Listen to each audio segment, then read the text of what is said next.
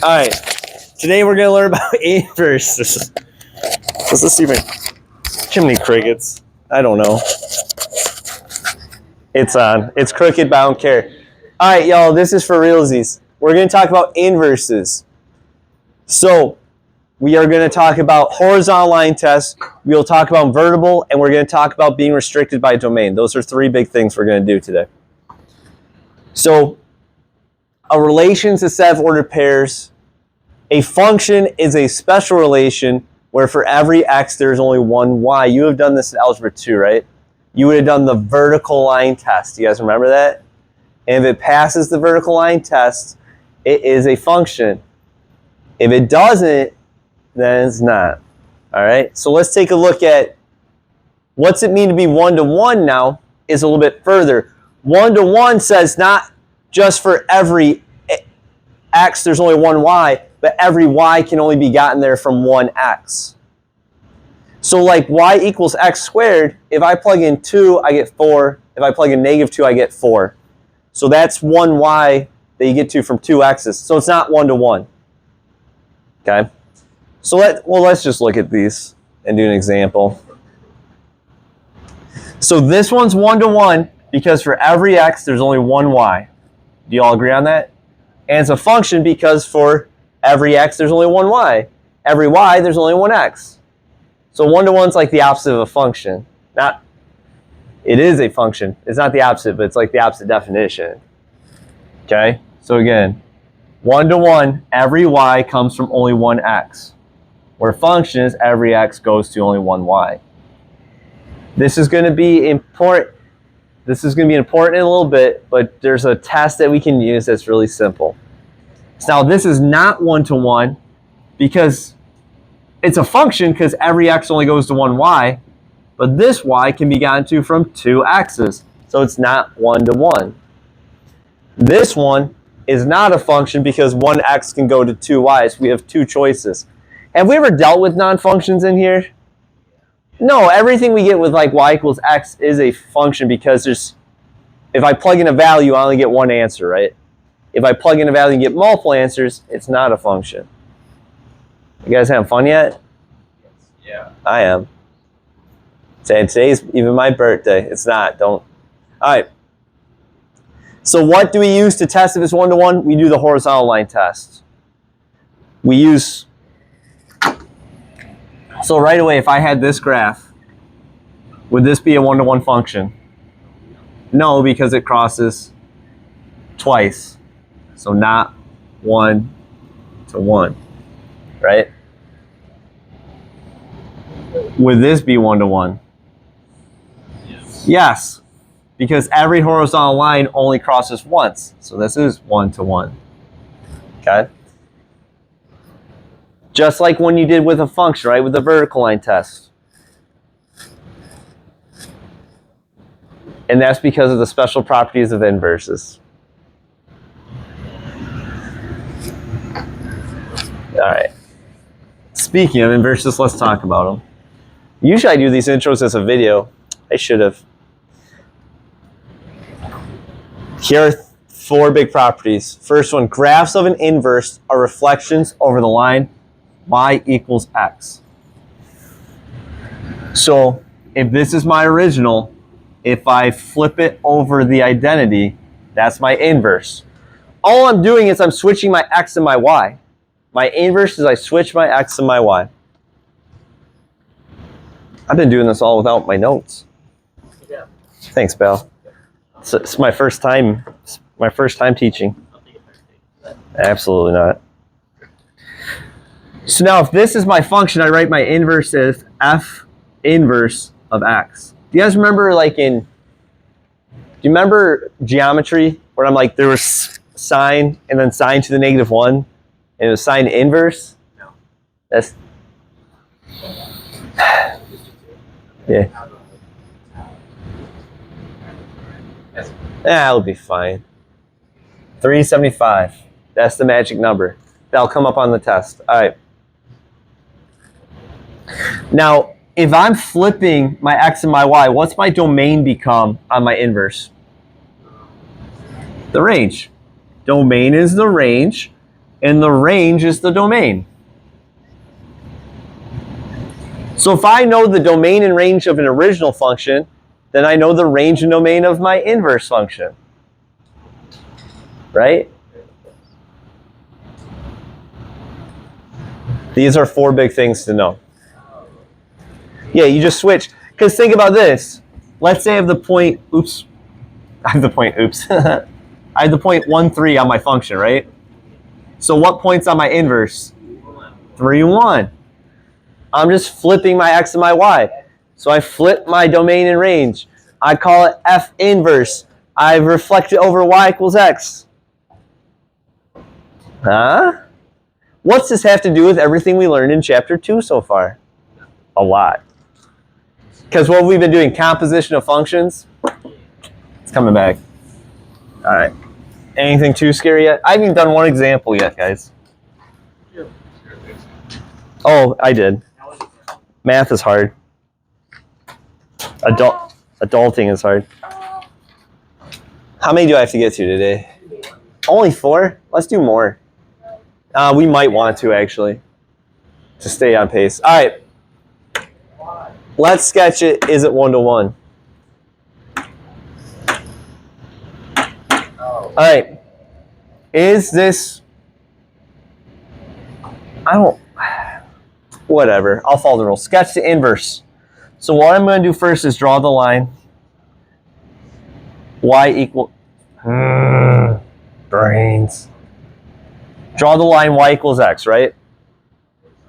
Do you guys see that? Now, do you guys remember, how do you reflect over that line? I can do better. That's going to bother me. Do you guys remember how I draw y equals x? It's going to pass through 1, 1, 2, 2, 3, 3. You know what I mean? If you have a ruler, that's even... I do have a ruler. Or if you have a planar edge. Watch this. This is why they pay me the big money. Yup. All right, so that's my line, right? It's a rotation of 108 or 90 degrees, if you want to think about it that way. If you recall from geometry, that doop, doop. If you forget, so if that's there, this will be here. It's the same distance on both sides, right? And this point will stay the same. So it'll kind of look like that. Mm-hmm. Well, think about, these are the same distance, right? That's the same distance on both sides, same distance.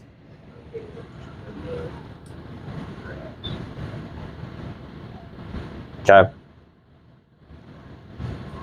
So that's as good a sketch as I can do. Will they ever make you graph this precisely on the AP test? I can't imagine it. Will they? This would probably be a multiple choice. Which one of these is the correct inverse? You know what I mean? Given this graph, which one of these is the right inverse? It's the one that's reflected over, that's flipped over, y equals x. Is this function 1-to-1? Can I draw every horizontal line I draw? Does it only hit it once, the original one? Yeah. So yeah, 1-to-1. Yes. 1, 2, 1. If you're ever asked why, you would say passes the horizontal line test.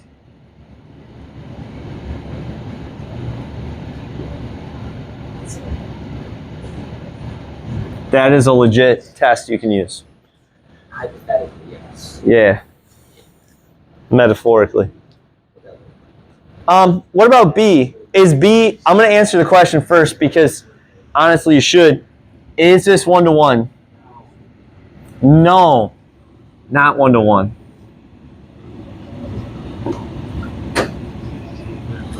But we still got to graph the inverse, even though the inverse doesn't exist if you are not 1-to-1. But let's just do it for funsies. I got to do this for my peeps. This is hard to do. Whatever.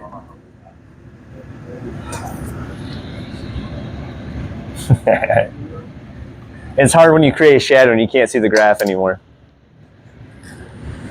Watch this. This point will stay the same. Do you agree on that? Oh, that's really badly drawn. This point will stay the same. So this point, you just think about it's about equidistance, make up some points.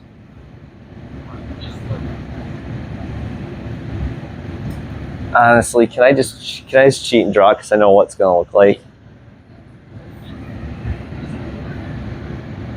That's going to be my vertex. It's sideways. It's sideways. Again, it's not great, but just think those have to be equidistant. Those have to be equidistant. I don't care if you guys know how to reflect or not. Just not always, because this wasn't either.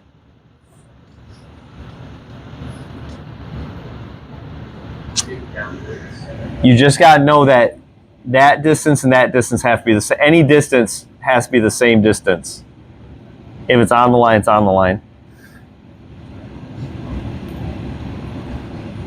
Would this graph of the inverse be a function? Is this right here a function? No. And I know it's not going to be because it wasn't one-to-one. If I'm not one-to-one, the inverse isn't a function, hence the inverse doesn't exist unless we restrict this domain, which we'll do later. So far, everything we've done is in good old pre-calc. Oh, guys, we have tons of time. All right. It's not. I will not talk about becoming self-aware. Definition heavy section. If two things are inverses, f of g of x equals x for every x in domain and g of f of x equals x. Do you guys remember early in our notes I would have us plug two functions into each other and end up being x? That's because they're inverses. I was setting the seed. I was planting the seed. All right, so f of g of x equals x and g of f of x equals x for every x. Then the inverse, then that is an inverse. You could also say f of f inverse of x equals x and f inverse of f of x equals x. Yes. Trust me, this is a lot easier than what it looks. I'll show you. Okay. It looks gnarly, but I assure you it's not. Yes. That's from the bottom of the first page.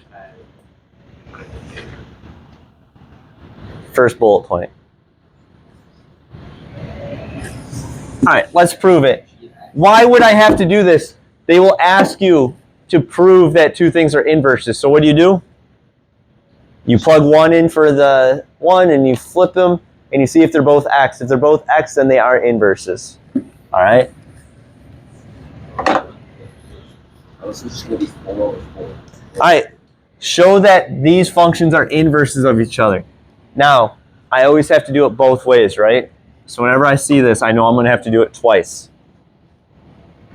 So I'm going to have to do f of g of x. And I'm going to have to do g of f of x, right? Do you agree or disagree? Ooh. So what do you want to denote which one as? Let's do green and blue, right? This is going to get real. Where's my marker cat? Oh, it's So I'm going to do f of x minus 3 over 4, right? Do you guys see where I'm getting this from? So I'm going to do 4 times x minus 3 over 4 plus 3, right? Anything too scary there? All right, let's do this. This is too many colors. What happens with my 4s? So I get x minus 3 plus 3. What's this become? So the left side equals x, right? So I'm halfway there. They could be inverses. If this wasn't x, would I have to do the other side? No, because you're for sure. Now this one I'm doing g of 4x plus 3, right? Oops. Let's be consistent. I got to get those views, guys. If I ever want to quit my day job, I got to get those views. Do you agree on that?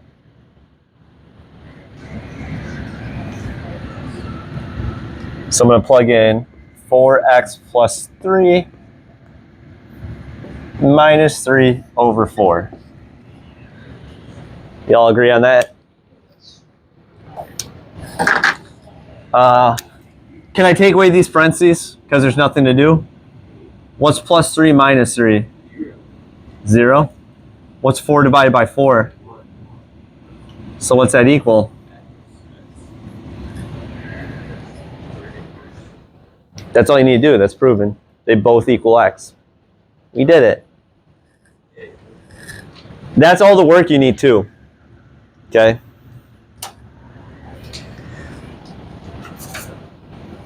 All right, let's keep going. I like this. Oh no. Let's have fun. Let's try something different today. Let's have fun.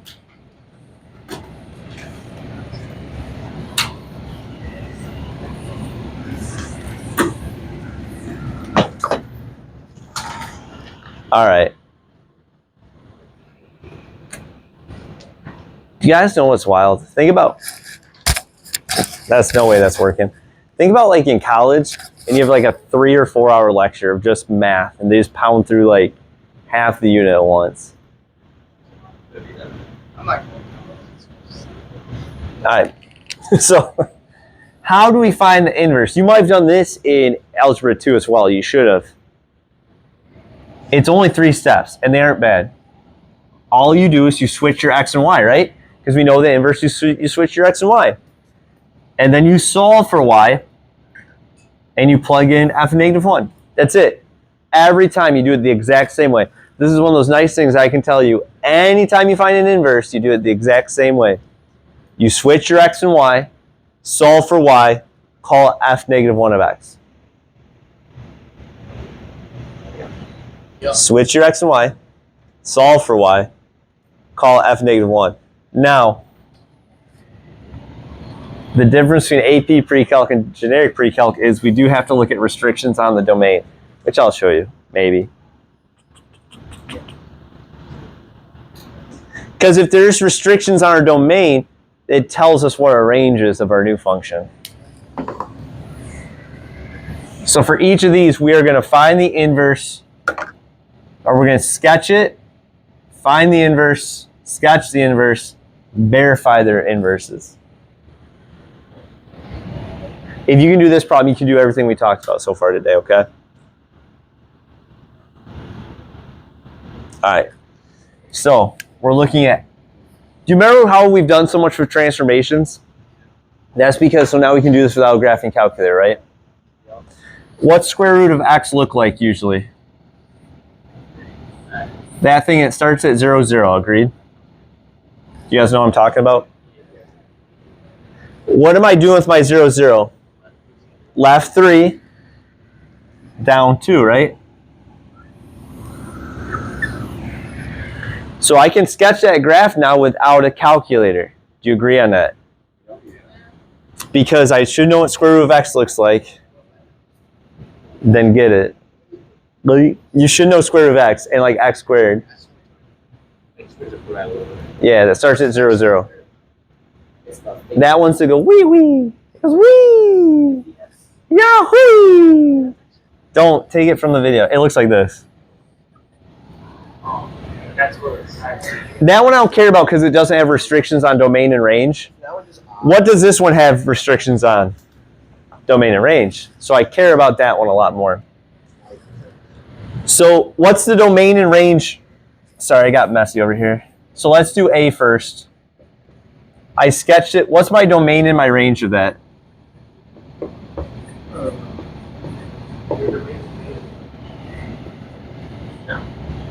Domain is negative 3. Oops. With a bracket, right? To infinity. Because I'm starting at negative 3, go infinity. Can equal 0. Square roots can equal 0. My range, what's the lowest I can go? Negative 2. So from negative 2 to infinity. So what's my domain going to be of my inverse? Oh, yeah, negative 2 to infinity.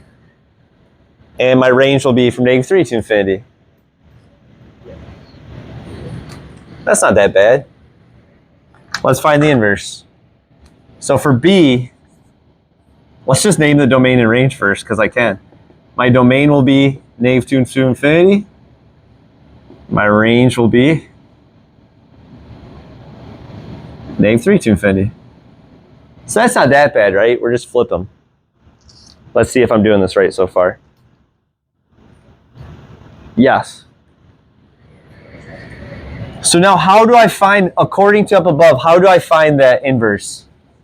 What do I do with my x and my y? Switch them. So I'm going to say x equals square root of y plus 3 minus 2. Yar? What would I do first to solve this? Add 2.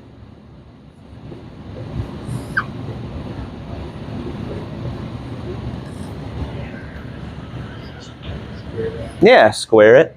Just like how I dance. Get it?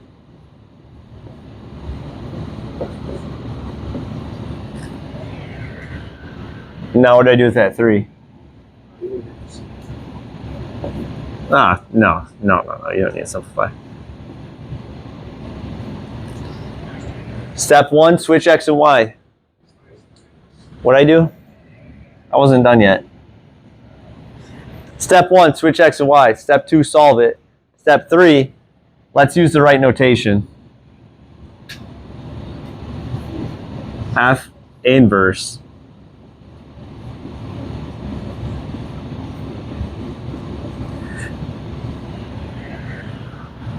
If I graph that, what will it look like?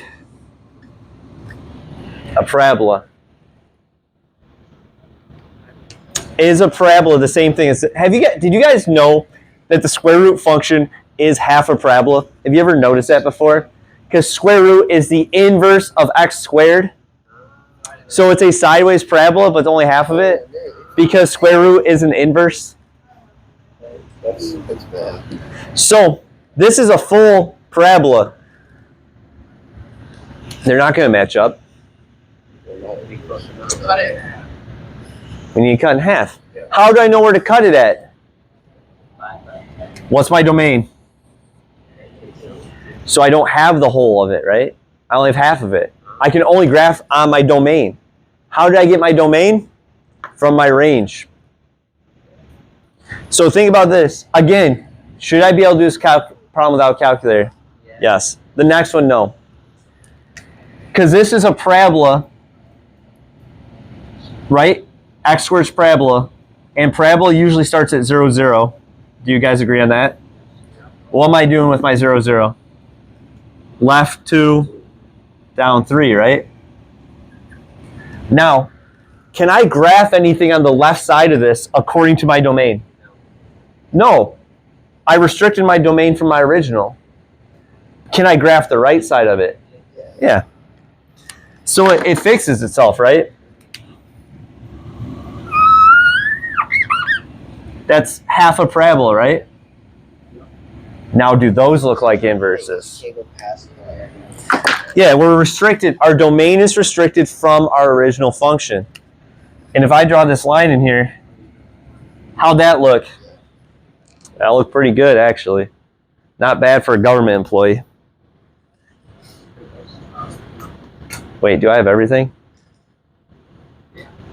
No. That was C, right? Oh, wait. C was the sketch, correct?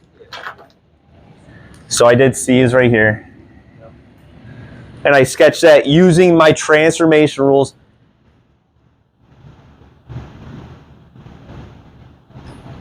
I'm trying to think. Yeah, B.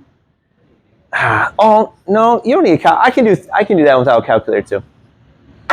I'll show you guys how. We got to do D. I'm going to do D relatively quickly. How do we verify their inverses? I do F -1 of X, right? And I do F inverse of F of X, right? I'm just plugging them into each other. Like I'm plugging this into this, and I'm plugging this into that, and I'm going to see if they're equal. Okay? So F, I'm going to do square root of X plus 2 squared minus 3, right? And plus 3 minus 2. Do you guys have questions what I did there? I took this and I plugged it into that. Now that looks messy, doesn't it? These always simplify really quickly and nicely. Because this is, I don't need it, right? What's negative 3 plus 3? What's square root of a square? What's 2 minus 2? That's what they're looking, that's all we need for work. I did that relatively quick. Let's do it the other way. I'm going to take my inverse and I'm going to plug in that for it, right? You guys want me to use another color? I will. So I'm going to plug in square root of x plus 3 minus 2, right? Plus 2 squared minus 3. Does that help with other colors? I'm plugging in the one for the other. There's a lot of chances to make boo-boos here. The good news is, if you don't get x, you know you did something wrong.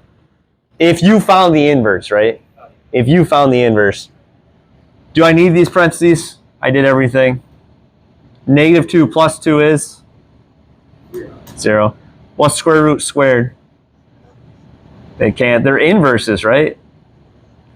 What's 3 minus 3? So this one problem encapsulates, yeah, words hard to speak, say sometime. This right here encapsulates everything we need to know about inverses, actually. This is everything. If you can do problems like this, you know pretty much everything about inverses. So you guys are experts now? You saw it once. You saw it one time. You guys want to see it one more time? That 2 times. I did on the white. I know. You do on whiteboard. I know. I see your face. I know. Look at this. Isn't this impressive, though? You can show your family and friends. Look what I can do. Maybe. Some. See, I thought you were going to say the problem is I have no friends. Like me, personally, not you. You have friends. Like, show your family and friends. That's why I have to show you guys, because no one wants to hear it in my side. All right. Is there another one? Yeah, let's do B2. I was right. We were going to get through examples 1 through 4. No, I can show you guys. No, I'm going to show you guys how you can do it without a calculator. No. I'm going to do it without a calculator. Maybe you guys need a calculator. Think about this. What do you think if square root is the inverse of squared? What do you think cube root is the inverse of? What's x cubed look like? So what do you think if the square root's a sideways parabola, what do you think cube root is? Oh no, I have to really think about this for a second. Yeah, it would be. So it's going to look like a sideways thing like that, right? Do you agree? Yeah. Because remember, think about your square root function. Now, with that being said, would I use a calculator in this one? Probably. Most time. This is an overtly complex one. But I'm going to show you how to do it without a calculator so you can see it. So let's do A first. A, let's graph it. What am I doing with my center point of 0, 0 on this? What am I doing with it? Left 2, down 1. So it looks something like, that's a sketch. You could plug in points too. That's good enough. You know what I mean? They don't pay me enough to do a good job. Jeez Louise. They do. I'm fine. I'm fine. All right. I want to make sure this one gets published. All right.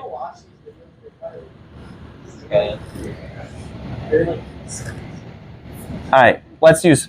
So for this one, for my domain, do I have any restrictions? No. Right? I can go forever this way. You can cube root negatives, right? And for my range, do I have any restrictions? No. If I go far enough, I'll get to infinity, right? If I go far enough over here. So my domain and range. So right away, do I know my domain and range and my inverse? Yeah, what's my domain going to be?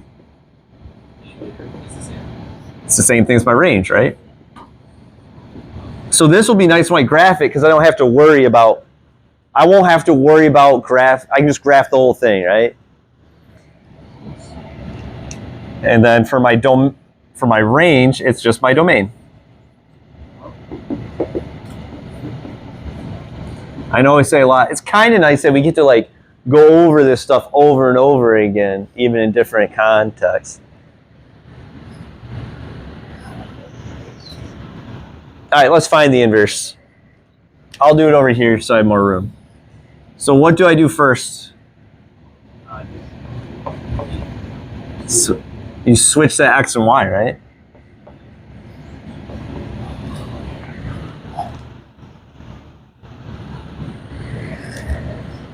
Oh, straight cash, homie. I'm gonna add 1 to both sides. Yar. How do I get rid of a cube root? Mark Cuban. Ah, jeez. I hope Shark Tank. I'll be in Shark Tank. I'm trying to sell these math lessons. No one's ever seen lessons like this before. All right. What's my last step? You guys want to see something wild? I'm going to do them both at once. Technically, I could I just call that Y the whole... Whoa, Mr. Twilliger. G. We got to use G. Match the problem given to you. Remember, this whole time, this was G inverse of X, right? It's the same thing as Y, but we are sophisticated. It's like having your pinky out doing a problem. It's using your actual function notation. You don't want to be one of those savages over at, never mind. I was going to say a different school in Huron County, but I will not. So what's X to the third look like? Like that, right? What's that plus 1 do? Over 1, down 2. Okay, let's see if I can do this. Look at that. Isn't that pretty? Did we get it? Almost, but pretend that's Y equals X, right? Looks about right. So that's C. How's your guys' graphs? That's pretty good, Mr. Student, Mr. Graphic Designer. That's mediocre at best. All right, here we go. That's the name of my autobiography. Yep. Can we do D? Let's do D. What did D want us to do? Chimney crickets. This is tedious. Yeah, check the fluids. Make sure you're not running out of oil. I don't know what you guys actually said. All right. So I'm going to plug in this in for that, right? So I'm not going to change color. I'm no chameleon.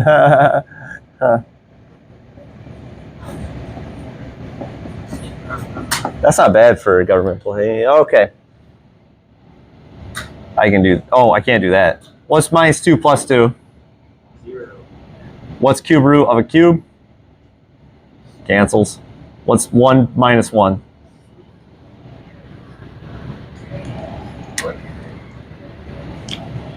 Let's do it the other way.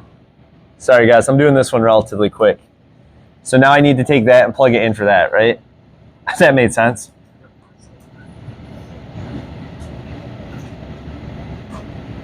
So I'm doing that.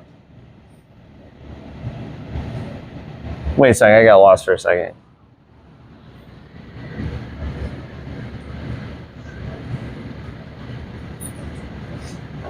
There we go. Chimney crickets. What am I doing?